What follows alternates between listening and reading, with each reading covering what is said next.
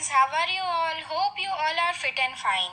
Dear kids, in essays previously I had explained you lesson number 6, Ria's journey, and today I am going to explain you its notes. So are you ready? Let's begin. Now kids, let's see the brief question answers. Let's see, our first question is, why did Ria's father has said to get in the train quietly? रिया के पापा ने सबको train में शांति से चढ़ने के लिए क्यों बोला? आपको पता है ना kids? Let's see the answer. When a train arrives on the platform, people who are getting off or getting on were pushing each other. जब स्टेशन पर ट्रेन आई तो जो लोग बाहर उतर रहे थे और जो लोग ट्रेन में चढ़ रहे थे वो दोनों ही एक दूसरे को धक्के मार रहे थे. The train would halt at this station for 15 to 20 minutes, so Ria's father advised them to board the train quietly. और वो गांधीधाम स्टेशन पर ट्रेन 15 से 20 मिनट तक रुकने वाली थी, तो इसीलिए रिया के फादर ने सबसे बोला कि सब लोग शांति से चढ़ो. Now let's see the next question. How will you recognize the ticket checker at the time of journey? आपकी जर्नी के टाइम पर आप टिकट चेकर को कैसे पहचानोगे kids? Let me tell you, there is a ticket checker in every train to check passengers ticket. हर एक train में ticket checker ticket check करने के लिए होते ही है. He wears a black coat, white trouser and a special kind of cap on his head. वो black colour का coat पहनते हैं, उनकी वाइट ट्राउजर होती है और उनके हेड के ऊपर कैप होती है. He asks each passenger for the ticket and checks it. वो सभी को टिकट के लिए पूछते हैं और सबकी टिकट्स भी चेक करते हैं. He finds those whom he checks traveling without ticket. और जो लोग टिकट के बगैर ट्रैवलिंग करते हैं उनसे वो फाइन्स भी लेते हैं. In this way we can recognise the ticket checker at the time of journey. तो इस तरह से हम पहचान पाएंगे कि टिकट चेकर कौन है. Now kids, let's see the next question. Which facilities are provided in the train? Write in detail. Kids, आपको पता है ट्रेन में कौन कौन सी फैसिलिटीज हमें प्रोवाइड की जाती है? वो हमें लिखनी है. Let's see. Many facilities have been provided in the train. Train में हमें बहुत सारी फैसिलिटीज दी जाती है. There are common coaches as well as AC coaches in trains. Trains में कॉमन कोच भी होते हैं और AC कोच भी होते हैं. In every coaches there are berths for sitting, toilets, wash basins, fans and shuttered windows. हर एक train में बैठने के लिए सीट होती है, विंडोज होती है, टॉयलेट की फैसिलिटी होती है, वॉश बेसिन्स होते हैं, फैंस होते हैं, लाइट्स होती है, right. AC coaches have been sleeping berths, sheets and blankets for night, snacks and meals, air conditioners and stands for magazines and dailies.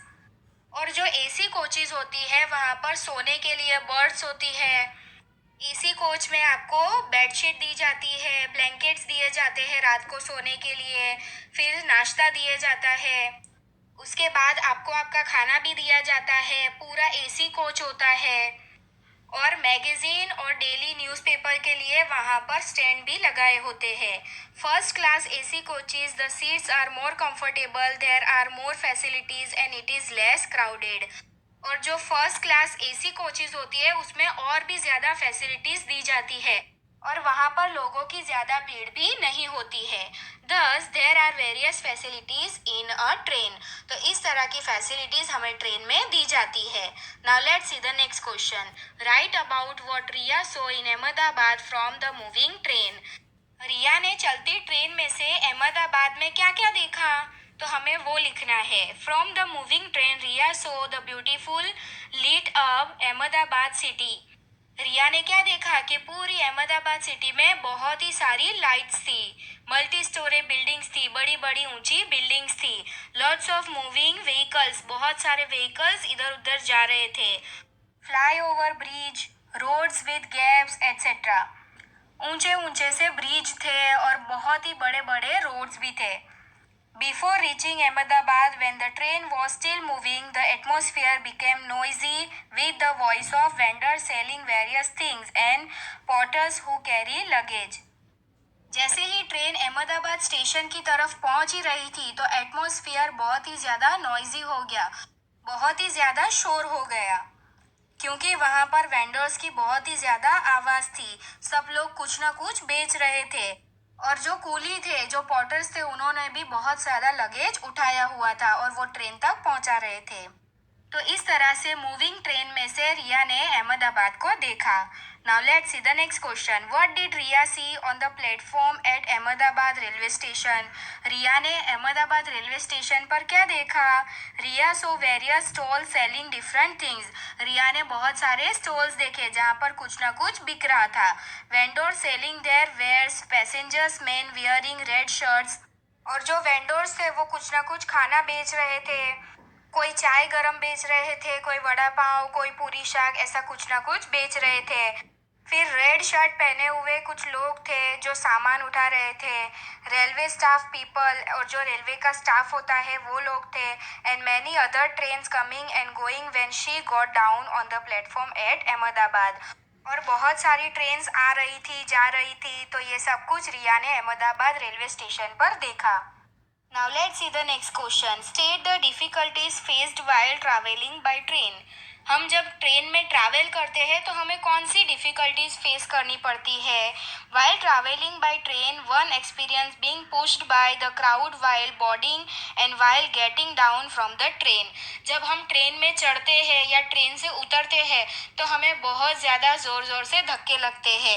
ये एक डिफ़िकल्टी हमें फेस करनी पड़ती है। If one does not get a seat, one has to travel standing up. अगर किसी के पास seat नहीं है तो उसे पूरा जो ट्रैवलिंग है वो खड़े खड़े ही करना पड़ता है। If one has to travel at night, it is difficult to sleep because other passengers are continuously moving about. और जब हम रात में ट्रैवलिंग करते हैं तो ये भी एक डिफ़िकल्टी फेस करनी पड़ती है कि कुछ लोग होते हैं जो ट्रेन में इधर उधर घूमते ही रहते हैं। तो ये सारी डिफ़िकल्टीज हमें ट्रेन में फेस करनी पड़ती है। Now let's see the next question. What are the benefits due to the construction of the Surajbari bridge? जो सूरजबारी ब्रिज जो कच्छ का मेन एंट्रेंस था, तो वो ब्रिज बनने से क्या फायदा हुआ, क्या बेनिफिट हुआ?